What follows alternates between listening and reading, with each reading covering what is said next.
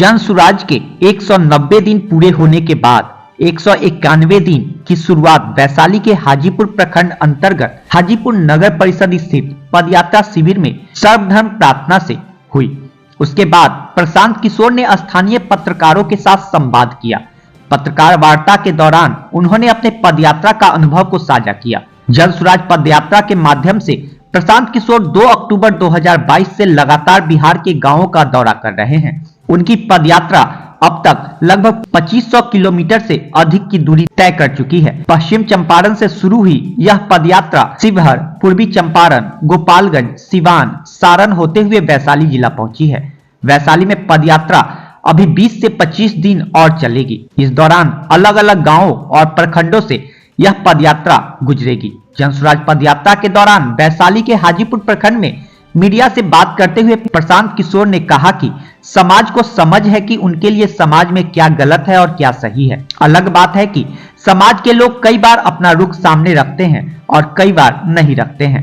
Media लोगों का कहना है कि समाज जातियों से ऊपर नहीं उठ पाएगा। हम तो हर प्रेस कॉन्फ्रेंस में बता रहे हैं कि समाज ने हमारे सामने पहले ही कई ऐसे उदाहरण अपने वोट्स के माध्यम से रखे हैं जहां उन्होंने जातियों से ऊपर उठकर समाज के लिए वोट किया है। जरूरत बस इस बात की है कि एक प्रयास ईमानदारी से किया जाए। आइए हम सुनते हैं उन्होंने आगे क्या कहा। आश्रम से हम लोगों ने जन सुराज अभियान के तहत एक पदयात्रा शुरू की है, जिसके करीब करीब आज 190 दिन हो गए। पश्चिम चंपारण से चल के पूर्वी चंपारण, शिवहर, गोपालगंज, सिवान, छपरा होते हुए मैं कल आपके जिले वैशाली में आया हूँ। और वैशाली के बारे में मैं कोई स्पेसिफिक टिप्पणी तो आज कर नहीं सकता हूँ, क्योंकि वैशाली तो आज से घूमना शुरू करेंगे कल से। लेकिन अभी तक का जो पदयात्रा का अनुभव रहा है उसका एक संक्षिप्त मैं ब्यौरा दे देता हूँ, फिर आपके प्रश्न लेंगे। अभी तक 190 दिन पैदल चलने के बाद करीब करीब 2000 गाँव में हम लोग पैदल चल के गए। और हम लोग की समझ से बिहार की जनता की नजर में सबसे बड़ी समस्या बेरोजगारी और पलायन है। अब आप ये कह सकते हैं कि ये बात जानने के लिए इतनी बड़ी पदयात्रा गांव गांव जाने की क्या जरूरत थी, तो सबको मालूम है। लेकिन पदयात्रा से में ये पता चलता है कि इस समस्या की विकरालता कितनी है। गांव के गांव नवयुवकों से खाली है। ज्यादातर गांव में जहां अभी तक हम लोग चले हैं उन गांवों में 40 से 50% युवा हर वर्ग के मजदूरी के लिए या पढ़ाई के लिए गांव से बाहर रह रहे हैं। गांव में हम लोग को बुजुर्ग मिलते हैं, महिलाएं मिलती हैं और छोटे बच्चे मिलते हैं। जो नवयुवक है वो बाहर ही है।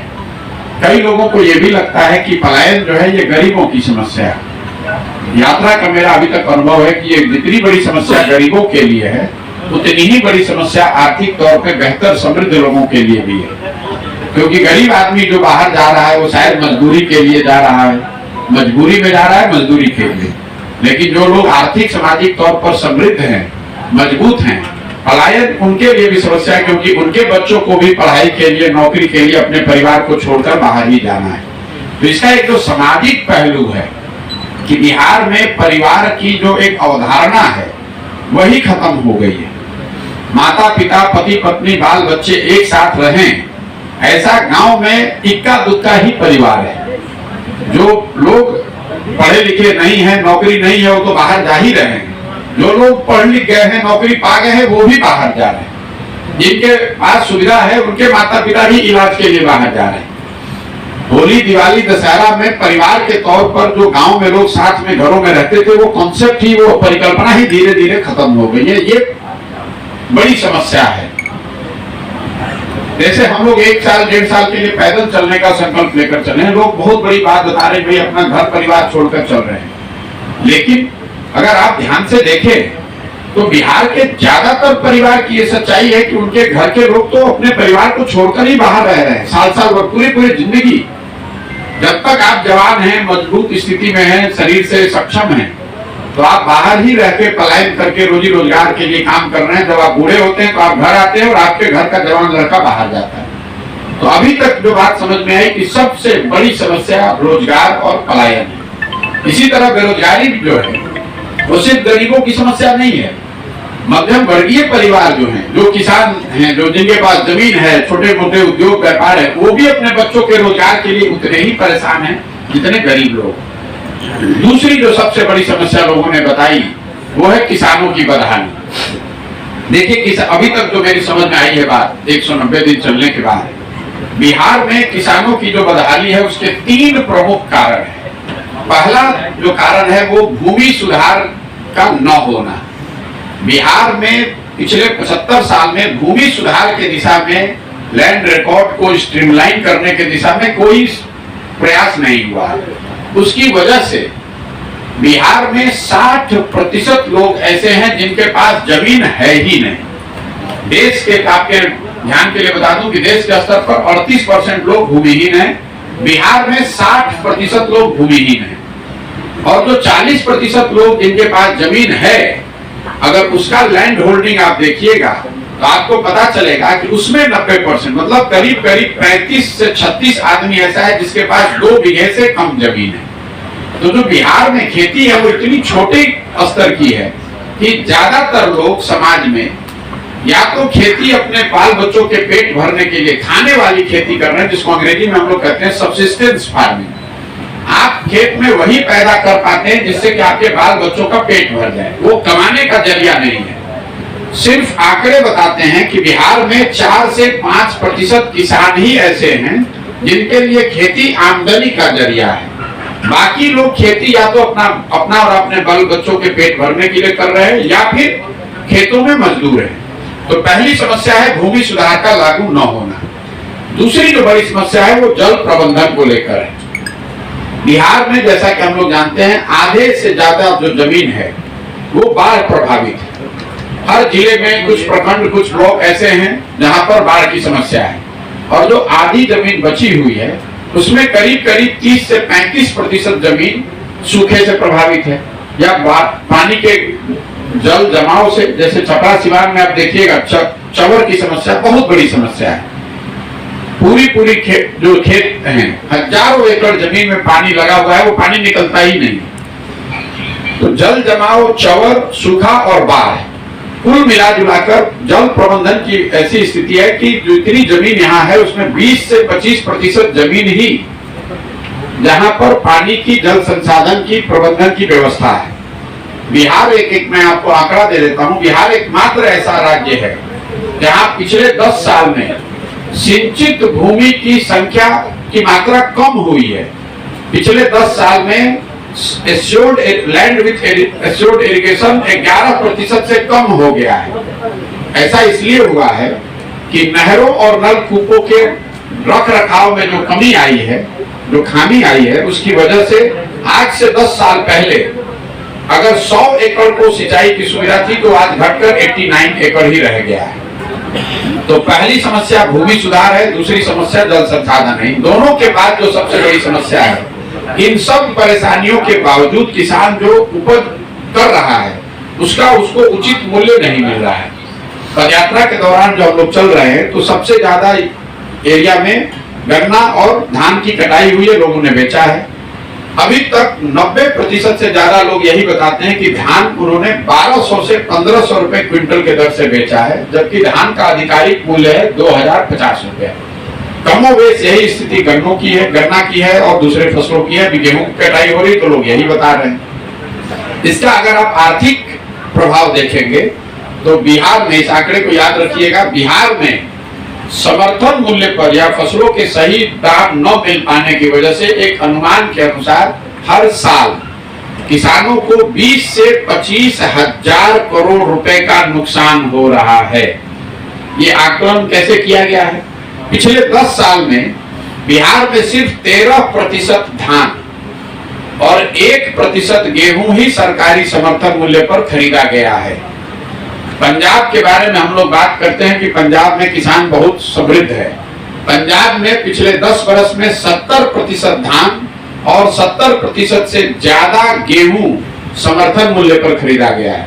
बिहार में 13% धान और 1% गेहूं समर्थन मूल्य पर खरीदा गया है। बाकी किसी फसल के लिए समर्थन मूल्य की तो कोई व्यवस्था ही नहीं है। तो ये जो 3 मूलभूत कारण है जिसकी वजह से खेती किसानी यहाँ के लोगों के लिए लाभदायक नहीं व्यवसाय है, उसकी वजह है भूमि सुधार का लागू न होना, जल प्रबंधन और तीसरा फसलों के दाम का न मिल पाना। इसके अलावा जो तात्कालिक समस्या लोग बता रहे हैं पिछले 6 महीनों से, वो है यूरिया और बीजों की कालाबाजारी। मुझे ज्यादातर लोग बता रहे हैं कि खाद की जो कालाबाजारी है, खासकर यूरिया की, वो 277 रुपए का यूरिया ज्यादातर लोग 500 रुपए से 1200 रुपए तक लोगों ने खरीदा है। खासकर जो नेपाल से लगते हुए सीमावर्ती एरिया है, वहां पर यूरिया 1200 रुपए में भी बिका है। और इतने पैसा देने के बाद भी लोगों को समय पर समुचित मात्रा में यूरिया नहीं मिला है। तो ये तात्कालिक समस्या है और 3 स्ट्रक्चरल समस्या है जिसकी वजह से बिहार में किसानों की हालत खराब है। तीसरी जो सबसे बड़ी समस्या अभी तक 190 दिन में समझ में आई, वो है शिक्षा व्यवस्था का पूरी तरीके से ध्वस्त हो जाना। बिहार में कई लोगों को लगता है, बातचीत में हम लोग कहते हैं कि शिक्षकों की गुणवत्ता शिक्षा व्यवस्था के ध्वस्त होने के पीछे का कारण है। मैं आपको बता रहा हूं कि ये एकमात्र कारण नहीं है। शिक्षकों की गुणवत्ता या शिक्षकों का न पढ़ाना, उनकी क्षमता न होना, ये एक पहलू है। बिहार में शिक्षा व्यवस्था का ध्वस्त हो जाने के पीछे सबसे बड़ा जो कारण मुझे समझ में आ रहा है, वो सरकार की उदासीनता और सरकार की गलत नीति, जिसमें आप समता मूलक शिक्षा नीति बनाने के चक्कर में, व्यवस्था बनाने के चक्कर में, आपने हर गांव, हर पंचायत में स्कूल खोलने की योजना बना दी। इस बात की चिंता ही नहीं की कि इन स्कूलों को बनाने चलाने के लिए आपके पास संसाधन है या नहीं है। इसका परिणाम यह हुआ कि पिछले 5 से 10 सालों में पूरे बिहार में उत्क्रमित विद्यालयों और नियोजित शिक्षकों के कंधों पर ही पूरी शिक्षा व्यवस्था टिकी हुई है। जो प्राथमिक विद्यालय थे उसको मध्य बना दिया गया, मध्य को उच्च बना दिया गया। ये चिंता नहीं की गई कि अगर आप प्राथमिक को मध्य बना रहे हैं तो वहां कितने क्लासरूम और बनाने पड़ेंगे या कितने शिक्षक और देने पड़ेंगे, वहां वो शिक्षक रहेंगे कि नहीं रहेंगे। तो पूरा जो अभी तंत्र है वो उत्क्रमित विद्यालयों और नियोजित शिक्षकों के बल पे चल रहा है। स्कूलों की जो अवधारणा समाज में है वो खिचड़ी बांटने के सेंटर के तौर पर। कई लोग तो ये बताते हैं कि शिक्षक की खराबी की वजह से ही शिक्षा व्यवस्था खराब है। उनको मैं उदाहरण देता हूँ बिहार के कॉलेजेस का। जो यहाँ महाविद्यालय है, कॉलेज है, साइंस कॉलेज है, पटना कॉलेज है, हर जिले में 1-2 बड़े कॉलेज हैं। वहां पर तो नियोजित शिक्षक नहीं पढ़ा रहा है। वहां पर तो बिल्डिंग है, वहां पर तो मैदान है, वहां पर बच्चे क्यों नहीं पढ़ रहे हैं? वहां पर 10-10, 20-20 हजार बच्चों का एडमिशन है। वहां कॉलेज में भी आप देखिए तो लोग एडमिशन लेते हैं, एडमिट कार्ड लेकर परीक्षा देते हैं और डिग्री लेते हैं। पढ़ाई वहां पर भी नहीं हो रही है। तो बिहार में शिक्षा व्यवस्था के लिए एक लाइन में यही कहूंगा कि स्कूलों से खिचड़ी बट रही है, कॉलेज से डिग्री बट रही है, पढ़ाई दोनों में कहीं नहीं होगा। और मुझे ऐसा लगता है कि नीतीश इतिहास जब लिखा जाएगा तो नीतीश कुमार के 17-18 साल के शासनकाल का ये सबसे बड़ा काला अध्याय होगा। इसलिए कि नीतीश कुमार जैसे पढ़े लिखे व्यक्ति के रहते हुए उनके आंखों के सामने से शिक्षा व्यवस्था का ध्वस्त हो जाना ये बहुत बड़ा दुर्भाग्य है। कल होकर अगर एक अच्छी सरकार आ जाएगी तो सड़क अगर टूटी है तो सड़क बन सकता है, लेकिन इस शिक्षा व्यवस्था से जिन 2 पीढ़ियां पढ़ के निकल गई, अब जीवन भर वो शिक्षित समाज के पीछे ही रहेंगी। इसलिए ये नीतीश कुमार की सरकार की सबसे बड़ी विफलता मैं इसको मानता हूँ। इन 3 बड़ी समस्याओं के बाद 4 केंद्र की योजनाएं हैं जिसके बारे में लोग हर दिन चर्चा करते रहे, जिसको हम लोगों ने देखा समझा है। पहली योजना है गरीब कल्याण योजना, प्रधानमंत्री गरीब कल्याण योजना, जिसमें लाभार्थियों को 5 किलो अनाज मिलना है। अभी तक का जो अनुभव है उसके अनुसार बिहार में 5 किलो नहीं, लाभार्थियों को 4 किलो अनाज ही मिल रहा है। ये 20% अनाज कम इसलिए मिल रहा है कि प्रखंड और जिला के स्तर पर हर क्विंटल पे 40 रुपए प्रति क्विंटल की दर से जनप्रतिनिधि और अफसर मिलकर पैसा हर महीने ले रहे हैं। और इसमें ज्यादातर जगहों पर विधायकों का भी शेयर बढ़ा हुआ है। लोगों के सैकड़ों, मेरे पास वीडियो रिकॉर्डिंग है, मुझे कहने में कोई हिचक नहीं है कि औसतन 40 रुपए प्रति क्विंटल की दर से प्रखंड के स्तर पर जो 15,000 से 25,000 क्विंटल अनाज आ रहा है उसमें 40 रुपए प्रति क्विंटल के दर से पैसा काट के जनप्रतिनिधि और अफसरों के बीच में बंट रहा है। यही वजह है कि लोगों को 5 किलो के बजाय 4 किलो अनाज ही मिल रहा है। दूसरी जो सरकार की बड़ी योजना है केंद्र सरकार की, वो है स्वच्छ भारत अभियान, जिसमें बिहार के ज्यादातर डिस्ट्रिक्ट को आज से 2 साल पहले ODF घोषित कर दिया गया है। अभी तक 2000 गांव में चलने के बाद मेरा जो अनुभव है कि खुले में शौच आज भी बिहार के ज्यादातर गांवों की सच्चाई है। मैं वैशाली के विषय में नहीं कह सकता हूं क्योंकि मैंने अभी चलना यहाँ शुरू नहीं किया है, लेकिन अभी तक जिन गांवों में मैं गया हूं कोई ऐसा जिला नहीं मिला है जहां पर खुले में शौच हर गांव में देखने को न मिला हो। ज्यादातर जगहों पर शौचालय बनाने के लिए लाभार्थियों से 2000 रुपए प्रति शौचालय लिया गया है। ये पैसा अधिकारियों ने लिया है, इसमें जनप्रतिनिधियों के बारे में शिकायत नहीं सुनी हमने। अधिकारियों ने 2000 रुपए प्रति शौचालय लिया, लाभार्थी ने शौचालय बनाया कि नहीं, उसका उपयोग कर रहा है कि नहीं, इसकी चिंता किसी ने नहीं की। तीसरी केंद्र सरकार की बड़ी योजना है आवास योजना, जिसका पहले नाम इंदिरा आवास योजना था, अब प्रधानमंत्री आवास योजना है। पिछले 6 महीने का मेरा अनुभव यह है कि ज्यादातर समाज में आज भी इंदिरा आवास योजना के लाभार्थी ही गांव देहात में हम लोग को मिलते हैं। प्रधानमंत्री आवास योजना में जिसमें लाभार्थियों को 1,40,000 करोड़ रुपया मिलना है, 1,40,000 रुपए प्रति लाभार्थी मिलना है, उसमें लोगों को 20,000 से 40,000 रुपए तक का घूस देना पड़ता है, तभी ये लाभ उनको मिलेगा। जिन पंचायतों में जनप्रतिनिधि पैसा ले रहे हैं वहां पर लोग 30 से 40,000 रुपए लोगों को खर्च करना पड़ रहा है। जहां पर जनप्रतिनिधि कहीं कहीं पैसा नहीं ले रहे हैं वहां पर भी अधिकारियों का जो शेयर है वो 20 से 25,000 रुपया तो उनको मिलना ही मिलना है, इसमें कहीं कोई दो मत नहीं है। चौथी जो योजना एक केंद्र सरकार की है जिसने मुझे बहुत आश्चर्यचकित किया है वो है जमीन से गायब मनरेगा। मेरा पदयात्रा से पहले मेरा अनुमान था कि चूंकि बिहार में इतनी बड़ी संख्या में भूमिहीन गरीब लोग रहते हैं, मजदूरी के लिए लोग पलायन करते हैं, तो मुझे बड़ी संख्या में मनरेगा से जुड़े हुए काम करते हुए लोग मिलेंगे। मैं 190 दिन में अभी तक मुझे मनरेगा का एक्टिव काम, सक्रिय तौर पर काम होता कभी किसी गांव में नहीं मिला है। कुछ जगह पर लोग बताते हैं कि ये पेड़ पहले मनरेगा में लगाए गए हैं, कुछ जगह लोग बताते हैं कि ये आंगनबाड़ी केंद्र या पंचायत भवन बनाने में मनरेगा का उपयोग किया गया है, लेकिन ज्यादातर जगहों पर मनरेगा को लोगों ने एक तरीके से डेड प्रोजेक्ट, डेड योजना मान लिया है। और ये बात आंकड़ों में भी दिखती है। पिछले वर्ष बिहार सरकार का मनरेगा में यूटिलाइजेशन है 39%।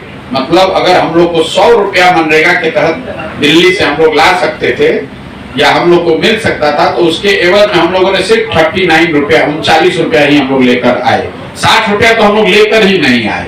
ये 4 केंद्र सरकार की योजनाएं हैं जिस पर मैंने टिप्पणी की है। इसके बाद में राज्य सरकार की जो योजनाएं हैं उस पर संक्षिप्त में आपको बोलूंगा। राज्य सरकार की जो योजना है 7 निश्चय की, जिसकी शुरुआत 2015 में हुई थी, उसकी सबसे प्रमुख योजना थी बेरोजगार युवाओं को मासिक सहायता। योजना ये थी कि 18 से 35 साल के हर बेरोजगार युवक को 1,000 रुपए प्रति माह के दर से उनको मदद दी जाएगी। इस योजना का एक भी लाभार्थी मुझे अभी तक नहीं मिला है। इसको लेकर ना समाज में कोई जानकारी है, ना पत्रकार बंधु कोई सवाल करते हैं। ये योजना शुरू ही नहीं हुई है। दूसरी बड़ी योजना थी स्टूडेंट क्रेडिट कार्ड, जिसमें अनुमान था कि बिहार में करीब 1.25 करोड़ लोग बच्चों को 12वीं के बाद पढ़ने के लिए बैंकों से सस्ते दर पर लोन मिलेगा ताकि उनको रोजगार वाली पढ़ाई करने में आसानी हो। इस योजना के इक्का दुक्का लाभार्थी हमको मिलते हैं। सरकारी आंकड़े भी बता रहे हैं कि 8 से 9 लाख लोगों को ही इसका लाभ पिछले 8-9 वर्षों में मिला है। इसको लेकर भी समाज में कोई जानकारी, चेतना, जागरूकता मुझे नहीं मिली देखने को। 2 योजना 7 निश्चय की जिसकी चर्चा हर जगह है, एक है नल जल योजना और दूसरा है नालियों गलियों के पक्कीकरण की बात। नल जल योजना में सरकारी वेबसाइट बताता है, सरकार का दावा है कि 2/3 नल जल योजना सुचारू तौर पे चल रही है। अभी तक जो हम लोगों ने देखा 2/3 से ज्यादा योजना नहीं चल रही है। 10 में 2-3 योजना ही चल रही है। जिलों में अलग अलग बात है। पश्चिम चंपारण और शिवहर जैसे जिलों में 100 में 90 नल जल योजना काम नहीं कर रही है। गोपालगंज, सिवान में 100 में 70 योजना काम नहीं कर रही है। छपरा में भी करीब 75 से 80 योजना काम नहीं कर रही। वैशाली में जो स्थिति में देखूंगा आपसे साझा करूंगा। नल जल योजना में जो जमीन पर बात देखने को मिली, टेक्निकल जो परेशानी हो तो एक जगह है, जो भ्रष्टाचार हुआ वो उसका एक पहलू है। इन योजनाओं के नहीं चलने के पीछे एक जो सबसे बड़ा कारण समझ में आता है वो है उसके जमीन का स्वामित्व, मालिकाना हक। जब ये योजना बनाई गई है उस समय इस बात की चिंता नहीं की गई कि जिस जमीन पर यह बनाया जा रहा है वो जमीन किसका है। तो ज्यादातर वार्ड सदस्य जो उस समय थे, जिनके कंधों पर जिम्मेवारी थी योजना बनाने की, उन्होंने या तो अपने ही जमीन में इसको बनवा लिया है या अपने रिश्तेदारों दोस्तों की जमीन में बनवा दिया। उस समय ये इंप्रेशन एक बना दिया गया कि जिसके जमीन में ये योजना बनेगी उसको कोई सरकारी नौकरी मिलने वाली है। हुआ ये है कि अब ज्यादातर वार्ड सदस्य चुनाव हार गए, तो उन्होंने एक तरीके से इसका स्वामित्व, मालिकाना हक सरकारी नल जल योजना का अपने पास ही रखा है, या इस तरह की व्यवस्था कर दी है कि वो चले ही नहीं। और अगर कहीं वार्ड सदस्य के अलावा किसी के जमीन में बना हुआ है तो वो व्यक्ति भी चाह रहा है कि अब ये चले ही नहीं जब तक हमको सरकारी नौकरी नहीं मिले। मुझे बहुतेरे ऐसे नल जल योजना वाले लोग मिले जो बजाबता इन पंप का इस्तेमाल कर रहे हैं शादी ब्याह में पानी बेचने के लिए। आप टैंकर ले जाइए, पैसा दीजिए, वो पानी पंप चलाकर पानी भर देते हैं, उसके बाद वो चलाते नहीं, मतलब लोगों ने कब्जा कर लिया है। इसके अलावा जो नाली गली के पक्कीकरण की योजना है, जो सबसे बड़ी योजना थी, उस समय अनुमान था कि इस योजना पर 2015 से 20 के बीच में 80,000 करोड़ रुपया खर्च किया जाएगा। उस समय जब 40,000 गांव में सर्वे किया गया था तो ड्रेनेज की समस्या बिहार में सबसे नंबर 1 समस्या निकल कर आई थी, नालियों की व्यवस्था। तो योजना ये बनाई गई थी कि हर घर के नाली से नालियों का पक्कीकरण किया जाएगा, उन नालियों को लाकर एक बड़े नाले में जोड़ा जाएगा और बड़े नाले से पानी का निस्तारण करने की व्यवस्था की जाएगी। गांव में जो अभी हम लोग देख रहे हैं, नाले जरूर बनाए गए हैं, लेकिन ये नाले सड़कों के किनारे बेतरतीब तरीके से बनाए गए हैं, घरों से के नालियों से उनको जोड़ा नहीं गया है। दूसरा, इन नालों को से पानी के बाहर निकालकर इसके निस्तारण की कोई व्यवस्था नहीं है। परिणाम ये हुआ है कि ज्यादातर ये नाले सड़कों के किनारे कूड़ेदान में तब्दील हो गए। वो पानी वहां एक बार आया, जम गया, कूड़ा जम गया, बंद हो गया। तो ये पूरी योजना में पैसा तो खर्च हुआ है, लेकिन नाली गली और उसके पक्कीकरण या ड्रेनेज की समस्या नहीं छूटी है। 2 क्षेत्र जहां सुधार दिखा है, पहला है सड़क, दूसरा बिजली। सड़कों के मामले में नेशनल और स्टेट हाईवे डेफिनेटली पहले के मुकाबले बेहतर है, लोग ये मानते भी हैं। लेकिन जहां तक ग्रामीण सड़कों की स्थिति है, चाहे वो पंचायत की सड़क हो या फिर ग्रामीण कार्य विभाग का आरईओ का जो सड़क है, दोनों ही सड़कों की हालत लोगों की नजर में कमोबेश वही है जो लालू जी के जंगल राज के जमाने में होती थी। गांव में सड़कों की हालत बेहद खराब है। दूसरी जो एक अच्छी बात दिखी, जो दावा करते हैं सरकार के लोग, बिजली। अभी तक बिजली हम लोग जहां भी गए हैं हर जगह बिजली दिखी है, इसमें कहीं कोई दो मत नहीं है, घर घर बिजली पहुंच गई है।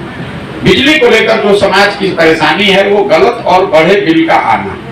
हर गांव में लोग ऐसे मिलते हैं जो बताते हैं कि उनकी नजर में उनका जो बिल आ रहा है वो बहुत बढ़ के आ रहा है, ज्यादा आ रहा है या गलत आ रहा है। मुझे अभी तक 6 महीने की यात्रा में 6,000 8,000 रुपए से लेकर 1.25 लाख 1.5 लाख रुपए तक वाले बिल वाले लोग भी मिले हैं। एक बार गलत बिल आ गया तो लोग का बिजली का कनेक्शन कट जाता है, वो लोग अदालतों का चक्कर लगाते रहते हैं। कई लोगों पे तो फौजदारी का भी केस हो गया, लोग अपना घर छोड़कर भाग गए, ऐसे लोग भी मिले। इसके अलावा मैंने स्वास्थ्य व्यवस्था पर आपसे कोई टिप्पणी नहीं की। वो इसलिए नहीं की है कि जहां तक हम लोग चले हैं ज्यादातर हम लोग गाँव में चलते हैं, तो मैं अनुमंडल और जिला अस्पतालों की स्थिति पर कोई टिप्पणी करने की स्थिति में नहीं हूँ, मैं वहां गया नहीं। लेकिन जिन गांव पंचायतों में हम लोग गए हैं जहां पर सरकार के हिसाब से sub centre, primary health centre या सीएचसी रेफरल हॉस्पिटल होना चाहिए, वो कहीं एक भी काम नहीं कर रहा है। जब व्यवस्था है ही नहीं तो मैं उस पर क्या कमेंट करूं कि वो अच्छा है कि खराब है। कहीं पर भी मुझे 6 महीने में सब सेंटर, पीएचसी, सीएचसी ऐसा नहीं मिला जहां डॉक्टर बैठे हो, दवा बच रही हो, लोग आ रहे हो। स्वास्थ्य सेवाओं के लिए लोग पूरी तरीके से ग्रामीण चिकित्सकों पर आधारित हैं या प्राइवेट जो भी सर्विस प्रोवाइडर है। एक और जो समस्या जो पिछले 2 महीनों से मैं बहुत बड़ी मात्रा में सुन रहा हूं वो है लॉ एंड ऑर्डर की। जब मैंने पदयात्रा शुरू की थी तो महागठबंधन की सरकार अगस्त में बनी थी। चंपारण के जिलों में, दोनों चंपारण में लोग बता रहे थे कि देखिए शायद लॉ एंड ऑर्डर को लेकर लोगों के मन में आशंका थी। लेकिन मैं सिवान से मतलब पिछले 2.5 महीनों से ये बात सुन रहा हूँ कि लोगों का ऐसा मानना है कि हर दिन लॉ एंड ऑर्डर की स्थिति बिगड़ रही है। बड़ी संख्या में मर्डर, डकैती, अपहरण की घटनाएं लोग, कम से कम मुझे लोगों ने सिवान में, छपरा में बताया है। वैशाली में क्या स्थिति है ये जब मैं चलूंगा तब आपको बताऊंगा। मोटे तौर पर अगर मैं अभी तक का समरी बताऊं तो 3 चीज से जो सबसे ज्यादा परेशानी लोग बता रहे हैं एक है अफसरशाही। अफसरशाही से परेशान जनता, लोगों की नजर में आज की जो सरकार है ये अफसरों का जंगल राज है। आप चाहे समृद्ध व्यक्ति हैं, जनप्रतिनिधि हैं या सामान्य व्यक्ति हैं, हर व्यक्ति बिहार में अफसरों और उनके मनमानी से परेशान है। दूसरा, सरकारी विभागों में फैला हुआ भ्रष्टाचार। कोई भी ऐसा विभाग नहीं है जहां पर आप पैसा दिए बगैर काम करा सकते हैं। और तीसरा, हर सरकारी योजना में काटे जाने वाला पीसी, जो दलाली का नया नाम है। मैं बिहार में 14-15 में भी आया था, ये बात इतनी नहीं सुनते थे हम लोग। अभी चाहे केंद्र की योजना हो, राज्य की योजना हो, हर योजना में फिक्स दलाली पीसी का रेट है, वो ऊपर से लेकर नीचे तक काटा जा रहा है। तो अफसरशाही से परेशान जनता, विभागों में फैला हुआ भ्रष्टाचार और योजनाओं में कटने वाला पीसी, ये बात हम लोग सुबह से शाम तक सबसे ज्यादा सुनते हैं। अभी तक का मेरा ये अनुभव रहा है। अब आपके जो सवाल हैं वो आप कर सकते हैं। बहुत बहुत धन्यवाद।